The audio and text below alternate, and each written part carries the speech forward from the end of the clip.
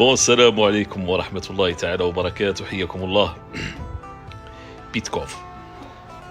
بيتكوف هذا دار ترند الأسبوع هذا، دار ترند 3 جور هادو الأخرين، دار ترند بالتصريحات نتاعو القناة أمريكية على ما أظن البي بي سي.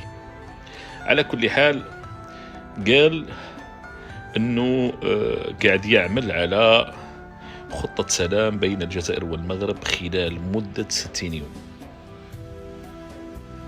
طيب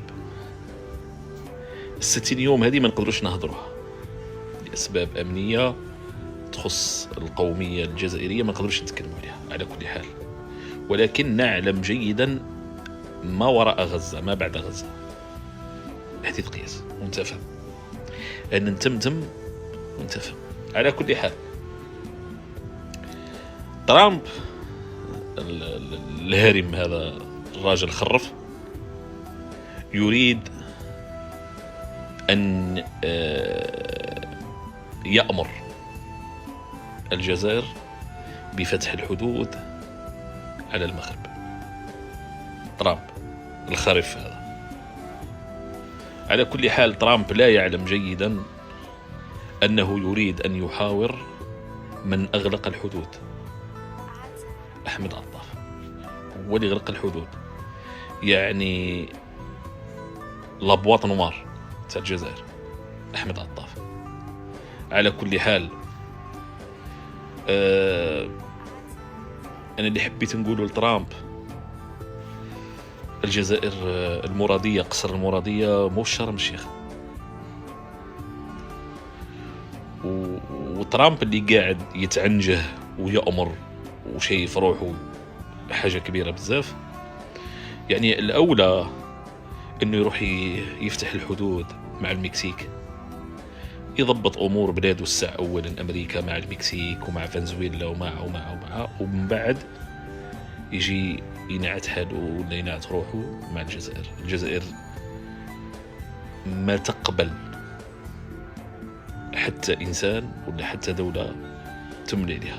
الجزائر تعرف مصالحها مليح، ونعلم جيدا ما وراء هذا السلام. شفت نظر لكم بالجزائري خير، انتم تفهموني بالجزائري. شفت انت يا انسان تقادر هكا وتهابو، انسان عنده هيبه وتهابو، وكل مره انت تحب تهضر معاه وتحب تدصرو وما تعرفش، تبدا دير هكا انت في الفستيشات هكا، تبدا دير هكا في لي بيتيز وين حتى يمد لك وجه برك تعطي له كلش.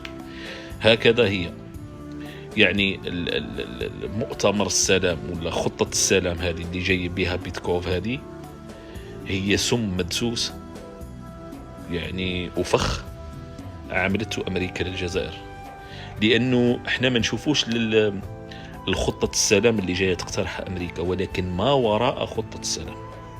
هو حب يقعد معك طابلة يحكي معك على فتح الحدود، ما فتح الحدود، وفتح الحدود ما فتح الحدود، ومن بعد يبدأ يدخلك في السموم، يبدأ يحكي لك على الأقدام السوداء، يبدأ يحكي لك على ممتلكات اليهود، يبدأ يحكي لك على مزارات اليهود، يبدأ يحكي لك على الانفتاح على السياحة وعلى.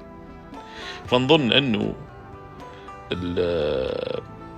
الخطة هذه، خطة السلام هذه، هي فقط لإنقاذ المغرب، لأنه المغرب اللي طالب بها هذا الوساطة هذه،